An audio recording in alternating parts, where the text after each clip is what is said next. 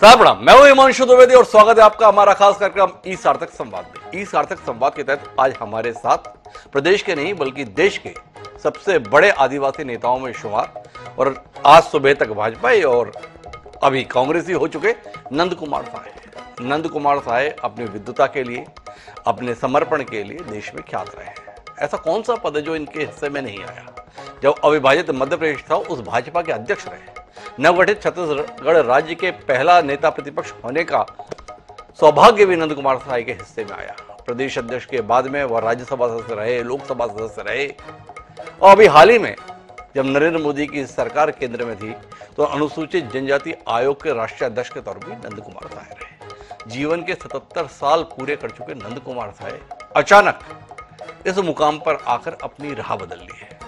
जो जीवन उन्होंने संघ के कार्यकर्ता के तौर पर और भारतीय जनता पार्टी के बड़े नेता के तौर पर बिताया, वह जीवन के उत्तरार्ध में कांग्रेसी हो गए। क्यों हो गए? किस लिए हो गए? क्या पाने के लिए हो गए? क्या देने के लिए हो गए? ये सवाल जहन में है। तो इसका उत्तर किससे लें? हमने कोशिश की सीधे साई जी से ही बात करते हैं और साई जी से ही समझते हैं उनके इस कदम के संदर्भ में, उनकी भावी योजना के संदर्भ में। तो सीधे जुड़ते हैं नंद कुमार साई जी से। नंद कुमार जी, आपका बहुत बहुत स्वागत हमारे इस खास कार्यक्रम में। धन्यवाद हिमांशु जी। तो आप तो ज्ञाता हैं, भारतीय संस्कृति के मनीषी के तौर पर भी लोग आपको देखते हैं। जानना आपसे सबसे पहले यह है कि जिस सनातन संस्कृति के आप उपासक रहे हैं उसमें यह उम्र संन्यास की बताई जाती है और आप उस उम्र में सियासत और सत्ता की राह पर चलते हुए दिखाई दिए। क्या पाने के लिए? यह उलझन जहन में है, थोड़ा समाधान कीजिए ना। क्या ऐसा हो गया जिसे पाने के लिए नंद कुमार साहे भाजपा का गमछा छोड़ कांग्रेस का दुशाला ओढ़ लिया आज? देखिए, मुझे कुछ पाना नहीं है। मैं बहुत चिंतित था कि छत्तीसगढ़ में भारतीय जनता पार्टी को कैसे ताकतवर और मजबूत बनाया जाए। ये काफी 1-2 साल 3 साल से ये हम लगातार सोच रहे थे कि भैया चुनाव धीरे धीरे आने वाला है और इस संबंध में अलग अलग तरीके से जो हमारे नेतागण हैं उनसे बातचीत भी करता रहा। लेकिन मुझे लगा कि पार्टी तो यहाँ निरंतर कमजोर हो रही है और मुझे समझ में भी नहीं आ रहा है। फिर मैं यहाँ पर अभी एक प्रदेश कार्य समिति का सदस्य था, लेकिन बाकी जो बहुत छोटी छोटी बैठकें होती है, कोर ग्रुप होता है, चुनाव समिति होती है, आर्थिक विषय के समितियां होती हैं, ये सब में मैं कहीं नहीं था। लेकिन मैं चिंतित था कि भाई पार्टी को ताकतवर अगर बनाना है तो नए पुराने सारे कार्यकर्ताओं को अलग अलग जिलों में, उससे नीचे की जो कमेटियां हैं उसमें भी सब लग करके इसको ठीक करो। और प्रयत्न मैं अपने ढंग से इसी तरह से करता रहा। लेकिन आज जो अटल जी के समय का भारतीय जनता पार्टी था, उसके बड़े बड़े नेता थे वो, और इस समय काफी बदला हुआ मुझे दिखता है। मैं यहाँ जब सफल नहीं हुआ तो केंद्रीय नेतृत्व को भी तलब करने की कोशिश की, उनसे भी चर्चा की जाए। कई बार उनसे समय लेने का प्रयत्न हुआ, यहाँ से अपना माने जो प्रक्रिया है उसके तहत खबर भिजवाया। वहाँ से राष्ट्रीय अध्यक्ष जी को खबर मिलती थी कि इनसे बात करो क्या क्या विषय है, लेकिन वो लिस्ट बनाते थे। मेरा भी लिस्ट में नाम रहता था, लेकिन चर्चा करने के लिए वो टिक में नहीं आता था। और ऐसा करते करते मैं बहुत परेशान हो गया। यहाँ भी चर्चा नहीं होती थी और पार्टी को मैं देख रहा था निरंतर जैसा होना चाहिए वो है नहीं। और जिस दृष्टि से सारे कार्यकर्ता इसमें मैंने लगना चाहिए, समस्याओं को लेकर के हम विरोधी दल में हैं और लोगों की समस्याओं को लेकर हमेशा सड़क पर और लड़ाई में खड़े रहना चाहिए, वो दिखाई नहीं पड़ रही है। और मैं बड़ा चिंतित था, केंद्र से भी समय नहीं मिल पाता था और धीरे धीरे करके ऐसी स्थिति बनी कि 6 महीने के बाद चुनाव है प्रदेश का। ऐसी स्थिति में इस टाइप का अगर ये पार्टी रहेगी तो ये तो बहुत दिक्कत पैदा हो जाएगा। और मैं निराश होकर के अंत में इस स्थिति को जो आज आप देख रहे हैं उधर चला गया। साई जी, मैं तो उलझन में पड़ गया। आप भाजपा को मजबूत करना चाहते थे, किसके खिलाफ? कांग्रेस के खिलाफ। और भाजपा को मजबूत नहीं कर पाए तो कांग्रेस को मजबूती देने के लिए कांग्रेस के साथ हो लिए। कौरवों और पांडवों के संदर्भ में अगर देखें तो एक पक्ष के साथ लड़ना था, उधर नहीं कर पा रहे तो दूसरे पक्ष के साथ जाके मिल गए। ये कौन सा दृष्टिकोण है साई जी, थोड़ा समझाएंगे हमें? ठीक नहीं है। ये आप जो बता रहे हैं ना, ये दृष्टिकोण नहीं है जी। दृष्टिकोण ये था कि यहाँ के आज भी बहुत गरीब लोग, जी। कोरवा, कमार, बिरहोर, पंडो, बैगा और भी बहुत सारे जो सर्व समाज के लोग हैं, उनके लिए कुछ ना कुछ किया जाए। जब तक आप इस धरती पर हैं, किसी न किसी की सेवा, किसी की सहायता, छोटा मोटा, आज भी सवेरे हमारे पास 10-20 लोग बैठे रहते हैं जी, जो उनके छोटे मोटे काम रहते हैं, टेलीफोन पर उनको निपटाने की कोशिश करता हूं। ये मेरी प्रवृत्ति है, कोई पाने के लिए नहीं जी। मेरे अपने लिए किसी भी प्रकार का कोई, मैंने कभी आर्थिक दृष्टि को सामने रख करके कोई काम नहीं किया। मेरी केवल ये रुचि थी पार्टी ताकतवर हो, जिससे हम आम लोगों की कुछ सेवा कर सकें, उनकी कुछ समस्या है तो उसका समाधान ठीक से कर सकें। इसके लिए हम निरंतर लड़ते रहे, लेकिन इसमें हम सफल नहीं हो पाए। उद्देश्य केवल एक ही था, पार्टी को ताकतवर बनाने का, कि हम लोगों की सेवा का माध्यम विरोधी दल में है, पार्टी को बनाएं। पर साई जी, मैं समझना ही चाहता हूं कि जिस कांग्रेस के खिलाफ अपने जीवन के 4 सुनहरे दशक आपने लड़ते हुए बिताए, जिस कांग्रेस को आपने खदेड़ दिया इस राज्य से, देश के संदर्भ में हालत ये कर दी, आज उस कांग्रेस की जड़ों को सींचने का आपने फैसला कर लिया। कौन सा निर्णय गलत था? जब आप कांग्रेस के खिलाफ लड़ रहे थे वो गलत था, या आज जो आपने फैसला लिया है वो गलत है? कोई गलत नहीं था जी। उस समय भी हम सही थे। आज हम केवल कांग्रेस पार्टी के लिए नहीं काम कर रहे हैं जी। आज हम चाहते हैं कि यहाँ के जो गरीब हैं जी, सर्व समाज के लोग हैं, जो महरूम हैं, जिनकी समस्याएं हैं, उनको लेकर के कहां पर खड़े होकर के उनका कुछ सेवा, उनके लिए कुछ सहयोग किया जा सके। इन बातों को लेकर के हमने यहां पर जो शुरुआत की है, जो निर्णय किया है, आम आदमी मेरे सामने है, जनजाति समाज यहां बहुतायत है। अटल बिहारी वाजपेयी जी ने छत्तीसगढ़ राज्य को इसलिए बनाया कि यहां पर आदिवासी बहुसंख्या में हैं और उनका कुछ न कुछ अच्छी स्थिति होगी, उनका हित में काम होगा, तो वो उनके हित में कहां से काम हो सकती है, ये मेरे सामने लक्ष्य है। कांग्रेस या बीजेपी अभी नहीं है। कांग्रेस आपके लक्ष्य में नहीं है। एक बात समझना चाहता हूं साई जी, पार्टी किसके कारण छोड़ी? छत्तीसगढ़ भाजपा के नेतृत्व के कारण छोड़ी, या भारतीय जनता पार्टी के राष्ट्रीय नेतृत्व के कारण छोड़ी? क्योंकि आपने कहा कि यह अटल आडवाणी की पार्टी नहीं रही, तो क्या नरेंद्र मोदी, अमित शाह, जेपी नड्डा की पार्टी आपको नहीं भा रही, या रमन सिंह, नारायण चंदेल, विष्णुदेव साय, अरुण साहब, इनकी पार्टी आपको नहीं भा रही? कौन सी पार्टी नहीं भाई जिसके कारण नंद कुमार साय ने अपनी राह बदल ली? मैं ये जो नाम आप ले रहे हैं, इनसे किसी से मेरी कोई दुश्मनी या कोई और प्रकार की बातें नहीं है जी। मैं केवल ये चाहता था पार्टी ताकतवर हो प्रदेश में, जो आम लोगों की सेवा सहायता कर सके और संभव हो पाए तो अगली सरकार भी बना सके बीजेपी जी। मैं इन बातों को बताने के लिए केंद्र में भी बार बार कोशिश किया कि समय मिल जाए, बड़े नेताओं से चर्चा हो जाए, और यहाँ के लोगों को भी बताता था कि इस विषय में कोई न कोई फैसला तो करो जी। और आम कार्यकर्ताओं को जोड़ करके कैसे पार्टी को आगे बढ़ाया जाए, ताकतवर किया जाए, ये इसके काम के लिए हम करते रहे। अगर हम आम आदमी की सेवा या सहायता कुछ कर सकेंगे तो पार्टी को ताकतवर बना करके, लेकिन केंद्र से भी मैं कोशिश करता रहा बातचीत हो जाए और उनको कुछ बात बताऊं, कैसे करना है, क्या हो सकता है। यहाँ के लोग तो अब ऐसा था कि मैं केवल सामान्य सदस्य रह गया था जी। मैं ना कोर ग्रुप में था, न चुनाव समिति में, ना आर्थिक स्थिति की समितियों में नहीं था। मेरे को किसी मीटिंग में भी बुलाया नहीं जाता था, सामान्य वो जो कार्य समिति रहती थी उसको छोड़ करके। मैं क्या करूं? और मैं केवल इस प्रदेश की जनता के लिए, यहाँ के जनजाति, अनुसूचित जाति, सामान्य वर्ग के सारे कार्यकर्ताओं का कैसे हम कुछ भला कर सकते हैं, इसी बात को लक्ष्य करके हम करते रहे। लेकिन हम बीजेपी में रह करके बीजेपी संगठन को इस दिशा में सक्रिय करने के लिए उनको समझा पाने में विफल रहे, समय नहीं मिला, इस कारण से हमने ये तय किया। प्रसाद जी, आपके साथ ऐसा व्यवहार क्यों हुआ? आप तो इतने बड़े नेता रहे, जिसको नेता प्रतिपक्ष बनाया, जिसको प्रदेश अध्यक्ष बनाया, जिसको राज्यसभा पहुंचाया, लोकसभा का टिकट दिया, और यहां तक कि अनुसूचित जनजाति आयोग का राष्ट्रीय अध्यक्ष भी बनाया। उसके साथ ऐसा व्यवहार कौन कर रहा था, किसके कारण कर रहा था?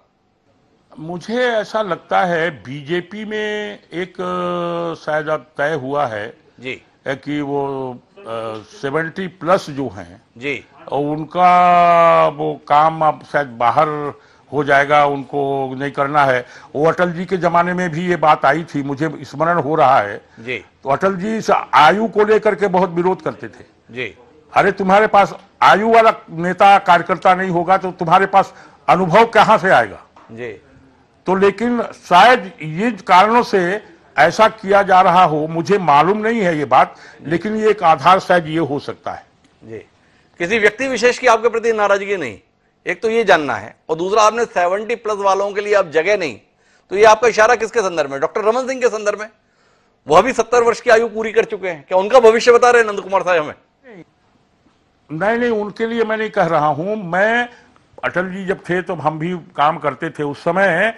ये शायद बीजेपी में एक बनाई जा रही थी कि 70 साल के बाद वालों को बाहर करना चाहिए, उसके कम उम्र वाले काम करें उस समय। आज की तारीख की बात नहीं कर रहा हूं, लेकिन यहां जो मेरे साथ क्यों क्या हुआ, ये जो आप प्रश्न कर रहे हैं, उसमें मुझे लगता है शायद इन्हीं कारणों से मुझे केंद्र में भी कभी समय नहीं दिया गया बातचीत करने के लिए। यहाँ तो लोग जिस रूप में थे वो हैं ही, लेकिन मैं चाहता था केंद्र में बताऊं, मुझे अवसर नहीं मिला। शायद एक आधार ये हो सकता है, बाकी और कोई आधार होगा ऐसा तो मुझे नहीं लगता है। तो कांग्रेस में क्या गारंटी आपको मिली है? वो कैसा आपको उपयोग करेंगे, कौन सा स्थान देंगे, कौन सा सम्मान देंगे? भाई कांग्रेस आप आए हैं, कुछ तो तय करके आए होंगे। 2023 में चुनाव लड़ेंगे, राज्यसभा में जाएंगे, केंद्रीय कोई आयोग का हिस्सा बनेंगे, क्या करेंगे ये नंद कुमार साहब? या कांग्रेस के सिर्फ सम्मानित सदस्य रहेंगे? तो ऐसा है, ये मैं तो अभी आया हूं, देखिए वो बाकी बातें आगे होंगी, अभी तो शुरुआत में आया हूं। बहुत सारी जो भी बातें आने वाले समय में होगी उसकी चर्चा होगी, लेकिन अभी आज का ही मामला है। मैं ऐसा समझता हूं आने वाले समय में केवल आम लोगों के काम को पूरा करने के लिए, छत्तीसगढ़ को थोड़ा और गतिशील, सभी प्रगति की दृष्टि से काम करने के लिए क्या कुछ हो सकता है, आगे हम चर्चा करेंगे। अभी इस संबंध में कोई बात हुई नहीं है। प्रसाद जी, कांग्रेस में दरवाजे आपके लिए खुले कैसे? आपने दस्तक दी, भाई मैं आना चाह रहा हूं, या वहां से लोग आए थे कि साहिब जी काय को यहां बने हुए हो, आओ हमारे पास? तो थोड़ा ये तो बताओ। नहीं, ऐसी कोई बात नहीं थी। हम जब यहाँ कुछ चर्चा चला रहे थे, कुछ बातें आती थी, कुछ मीडिया में होता था, कुछ पेपर में आता था, उसको लेकर के कभी कभी किसी काम के संदर्भ में कहीं मुलाकात होती थी तो चर्चा होती थी कि ऐसा ऐसा कैसे हो रहा है, क्या हो रहा है, और वो धीरे धीरे करके मामला आगे बढ़ा। कोई संदर्भ हमने या उनने कहा ऐसा नहीं है। ये काफी समय से थोड़ा पार्टी के काम को लेकर के, कुछ कुछ बात को लेकर के, कुछ समस्या को लेकर के हम बात करते रहते थे, लेकिन अंत में धीरे धीरे आगे बढ़ा और ये इस मुकाम तक पहुंच गया। साहिब थोड़ा खुल के बताइए, इस उम्र में क्या संकोच, क्या छुपाना छिपाना? आपकी तो खुले खुली बात की प्रतिष्ठा रही है, बताइए किससे बात हुई? मोहन मरकाम से मिलते जुलते थे, भूपेश जी से मिलते जुलते थे, या कोई और दूत था जो आपके साथ संवाद रखता था? नहीं, ऐसा कोई नहीं था। हम काम के संदर्भ में लोगों के कामों की दृष्टि से मिलते जुलते थे और उसी में चर्चा होती थी, और धीरे धीरे किससे मिलते थे? और माननीय मुख्यमंत्री जी से मिलते थे, माननीय प्रदेश अध्यक्ष जी से मिलते थे, किससे मिलते थे? ये चर्चा फिर हुई है साई जी, फिर मुख्यमंत्री जी से काम के संदर्भ में मुलाकात होती थी। संगठन से हम कभी नहीं मिले जी, संगठन में हम कभी नहीं मिले। भूपेश जी से मुलाकात होती थी, और मैंने बताया ना कि हम सभी जगह परिस्थितियों को देख करके परेशान में थे। केंद्र में हमको समय नहीं मिल रहा है, यहाँ पर थोड़ी बहुत काम की दृष्टि से उनसे मिलते थे, और इसी संदर्भ में कभी कभी चर्चा होते होते मामला आगे बढ़ी। कोई योजना पूर्वक कोई दूत और कोई बात लेकर के कोई नहीं आया। ये इस सीमा तक हम धीरे धीरे करके कुछ समय से मामला आगे बढ़ा और यहाँ तक पहुंचा है। पर बड़ा तेज गति से बढ़ा। कल आपने भाजपा से इस्तीफा दिया और आज कांग्रेस ने कालीन बिछाकर आपको ले लिया, ऐसा कमाल कैसे हुआ?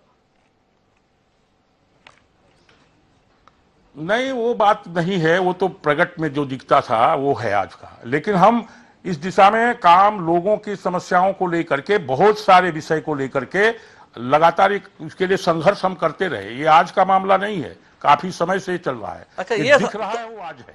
तो फिर समझाइए ये कि आपने 3 मुख्यमंत्रियों को देखा, एक अजीत जोगी को देखा, एक रमन सिंह को देखा और अब भूपेश बघेल को देख रहे हैं। कौन ठीक काम कर रहा था, इसके विषय में तो थोड़ा बताएं। अब देखिए, अब दो तो हैं अभी यहाँ पर। ये मैंने देखा है कुछ काम इनके, ये जो एक इनका नारा आपने सुना होगा, नरवा, गुरुआ, घरुआ, बारी जी, ये तीन हैं बड़े संगवारी जी, और इन्होंने कुछ काम इधर प्रारंभ किया है। कौशल्या जी के वो माने ये मायका है जी, उसको लेकर के, और इधर राम वनगमन पथ का निर्माण की भी बात ये चला रहे हैं अभी। जी। तो कुछ कुछ काम तो जो सनातन सोच की दृष्टि से है इन्होंने काफी शुरू किया है। काम अभी बहुत आगे बढ़ना है, लेकिन उन लोगों ने भी किया, और इनका जो कुछ कुछ ये काम हम देख रहे हैं, मुझे लगता है काफी अच्छी शुरुआत है। आगे कैसे और कहां कहां आगे जाना है, बहुत सारी बातें हैं। सही, आपके विचार बड़े बदल गए। अभी 1 महीने पहले आप एक मंच पर थे, उसमें बताया गया कि ये भूपेश बघेल के नेतृत्व की सरकार ठीक काम नहीं कर रही है, और ये सरकार जब तक उखाड़ फेंकी नहीं जाएगी तब तक साई जी अपने बाल नहीं कटवाएंगे, ऐसी जनता के बीच में प्रतिज्ञा आपके नाम से बताई गई है। अब क्या करेंगे? कांग्रेस में रह के भूपेश बघेल को हटाने की कोशिश करेंगे, या अब हम बड़े हुए बालों में ही नंद कुमार साई जी को देखेंगे? उलझन हो गई बड़ी, क्या करेंगे साई जी? नहीं, देखो, ये जो आपको जानकारी जो मिली है, उस समय मैंने कोई बात नहीं कही थी। और दूसरे लोगों ने बाल को वहां पर बड़ी सभा थी, वो अन्य लोगों ने कहा, मेरा वो विषय नहीं था। लेकिन उस समय ऐसा था कि हम उसको कहें, विरोध करें, क्या करें, हम चुप थे वहां पर, लेकिन वो विषय मेरा नहीं था। जी, तो आप बाल कटवाने को लेके कोई संकट नहीं है, साई जी बाल कटवाते रहेंगे? नहीं, बाल तो हम बहुत दिनों से नहीं कटा रहे हैं, लेकिन ये पार्टी और चुनाव से संबंधित इसको जोड़ देना, ये जो लोग कह रहे थे, मैं बाद में बोला, भाई तुम अपनी बात करते, मेरे बात को क्यों वहां रख दिए? लेकिन अब वो सभा में उसका विरोध करना या उसका क्या करना संभव नहीं था, इसलिए वो कहा गया, वो मेरा विषय नहीं था। ऐसा ही एक बात जानना चाहता हूं, क्या आपको नहीं लगता है कि आपने जरा देर कर दी? ये जो बगावत आप 77 साल की उम्र में कर रहे हैं, अगर ये आपने 57 साल की उम्र में की होती तो कहानी कुछ और होती। इसका कोई मलाल तो नहीं है? आपको हमेशा रहा कि इस राज्य का मुख्यमंत्री एक आदिवासी होना चाहिए। एक बड़े स्तर पर लोग महसूस करते थे कि मुख्यमंत्री बनने का हक तो वस्तुतः नंद कुमार साई जी का है। क्या आपको नहीं लगता है सही समय पर सही फैसला आप नहीं ले पाए थे?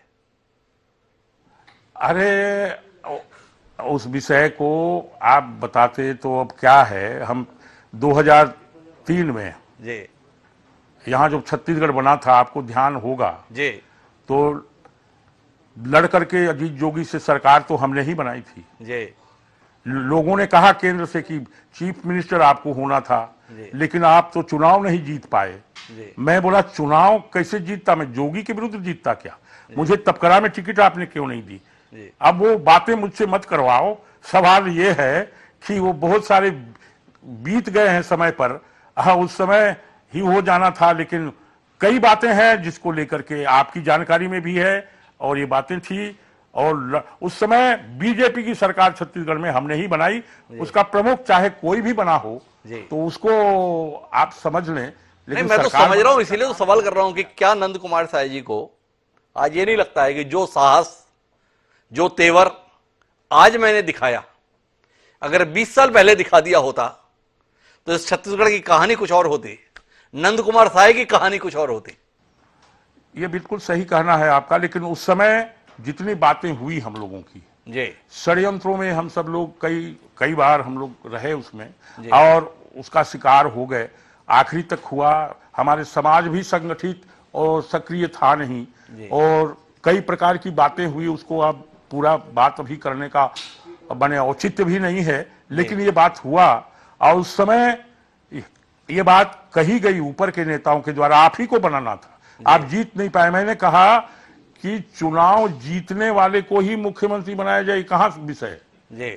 चीफ मिनिस्टर या कोई और दायित्व में उसके पहले भी दिया जा सकता है। लेकिन वो जो बात हुई, उसके कारण जो स्थितियां बनी, वो आपके सामने, हमारे सामने है। और इस स्थिति तक आने की, उस समय इसलिए नहीं बन पाई कि सारे अपने लोग जो थे जी। वो अलग अलग तरीके से, इधर कोई हो गया उसको कुछ कर रहा है, कई बातें होती रही उस समय भी, इसकी चर्चा हुई है उस पीरियड में भी। अच्छा, मैं आखिरी दौर की बातचीत के लिए आता हूं साहब साहब। आप बार बार भारतीय जनता पार्टी की छत्तीसगढ़ में खराब स्थिति का हवाला दे रहे हैं, पर जो स्थिति छत्तीसगढ़ में भाजपा की है, कमोबेश वैसी स्थिति कांग्रेस की देश में है। अब नंद कुमार साय को तो लोग देश का बड़ा आदिवासी नेता के तौर पर मानते जानते थे। अनुसूचित जनजाति आयोग के आप राष्ट्रीय अध्यक्ष रहे, आप अपने आप को इतना छोटा क्यों कर लिए कि एक राज्य में भाजपा की हालत को लेकर पार्टी छोड़ दी है? देश के स्तर पर कांग्रेस की हालत कौन सी बेहतर है? नहीं, देखिए, देश का तो जो स्थिति है वो ऊपर लेवल पर जानेंगे, क्योंकि राष्ट्रीय लेवल पर मेरी कोई जिम्मेदारी नहीं थी अभी कि हम उसका परीक्षण करें। लेकिन प्रदेश को हम थोड़ा, चूंकि यहाँ रहते हैं, इसलिए इसको जानने समझने की और इसको ठीक करने की कोशिश कर रहे थे, लेकिन उसमें भी सफल नहीं हुए।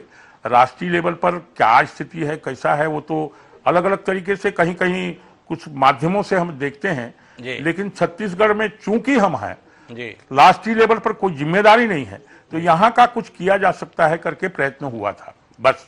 ठीक है, एक बात जानना चाहता हूं, नंद कुमार साय इतना घबरा क्यों गए कल इस्तीफा देने के बाद में कि गायब ही हो गए? लोग खोजते रह गए रायपुर से लेकर दिल्ली तक, कहां है कहां है कहां है। भाजपा के तमाम बड़े नेता खोज रहे थे हमारे साय जी कहां है कहां है कहां है। क्या हुआ ऐसा जिसके कारण से आपने इस्तीफा दिया? हो गायब हो गए। वो प्रकट हुए तो सीधे राजीव भवन में प्रकट हुए साय जी। देखिए, ऐसा है, जो बात हो गई थी, जो बात आपके सामने है जी। क्या है, ऐसी स्थिति में कई परिस्थितियां क्या उत्पन्न होंगी, कैसे होगा, परिवार है, पार्टी है, सब है, उसको लेकर ये करना पड़ा और कोई विषय नहीं था। सुरक्षा और सावधानी जी, सुरक्षा और सावधानी। क्या भाजपा से खतरा था आपको अपनी सुरक्षा को लेकर? इन लोगों का कोई भरोसा नहीं है, अब आपके साथ ही कोई ऊंची नीच ना कर दें? नहीं, किसी भी प्रकार का।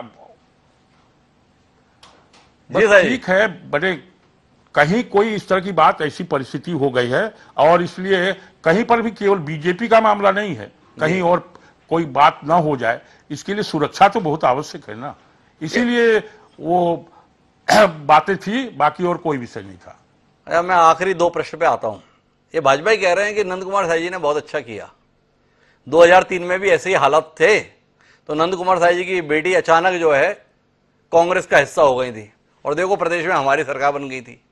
अब तो नंद कुमार साय जी खुद ही कांग्रेस ही हो गए हैं, अब हमारी सरकार बनना पक्का हो गया। क्या कहना है आपका? उनको शुभकामनाएं हम देते हैं जी, कि वो अगर ऐसा कर लेते हैं तो बहुत अच्छी बात है। हाँ, बहुत शुभकामनाएं। अब आखिरी सवाल है साय जी, कांग्रेस से क्या उम्मीद कर रहे हैं नंद कुमार साय, और कांग्रेस ने आपसे क्या उम्मीद जताई है कि आप हमारी पार्टी में आए हैं, क्या हमारे लिए कर देंगे? कांग्रेसियों ने कहा तो होगा आपसे, और आपने भी कहा होगा कि भाई देखो हमारे लिए, हमारे समाज के लिए कर दो। तो बस जानना इतना चाहता हूं कि आगे की राह क्या रहने वाली है नंद कुमार साय जी की? दिल्ली विल्ली जा रहे हैं, सोनिया जी से मिल रहे हैं, राहुल जी से मिल रहे हैं, खड़गे जी से मिल रहे हैं, क्या कुछ कर रहे हैं? कुछ बात तय हुई? नहीं, ऐसा कहीं कोई तय नहीं हुआ है। मैं कांग्रेस से चाहता हूं कि यहाँ के जो गरीब लोग हैं, जिनकी बहुत गंभीर समस्याएं हैं, उनकी सरकार भी है, उसका समाधान करने का लगातार प्रयास करें, और उन गरीबों का थोड़ा भी कल्याण होगा, थोड़ा उत्थान होगा। जो अशिक्षित वर्ग है, हमारे प्रिमिटिव ट्राइब हैं, उनमें शिक्षा का अच्छा प्रसार हो जाएगा तो बड़ा आनंद आएगा। आज ये सब काम को करें, ये सब हम उनके लिए कह रहे हैं। बाकी आगे क्या होगा, कहाँ जाना होगा, ये अभी कोई बात नहीं है। तो नंद कुमार साय जी का कहना है कि अभी कोई बात नहीं हुई है, अब आगे तय करेंगे। तो आगे के लिए नंद कुमार साय जी हमारी शुभकामनाएं। जीवन के इस महत्वपूर्ण मुकाम पर आपने इतना बड़ा निर्णय लिया है, आने वाला समय इस निर्णय को सही साबित करे, हमारी ओर से इतनी ही शुभकामनाएं आपके साथ है। आपका बहुत बहुत धन्यवाद हमारे साथ जुड़ने के लिए। तो ये थे हमारे साथ छत्तीसगढ़ के वरिष्ठतम नेताओं में शुमार नंद कुमार साय, जिन्होंने अभी अभी अपनी राह बदली है। ये बदली हुई राह जनता को कितना रास आएगी ये तो आने वाला समय ही बताएगा। पर इतना तय है कि छत्तीसगढ़ की सियासत में उठा यह कदम देश की राजनीति को भी कहीं ना कहीं हलचल पैदा करने में कामयाब तो रहेगा। बहरहाल आज के इस कार्यक्रम में इतना ही। जल्द फिर मिलेंगे किसी नई शख्सियत से सार्थक संवाद में। मुझे दीजिए सादर प्रणाम।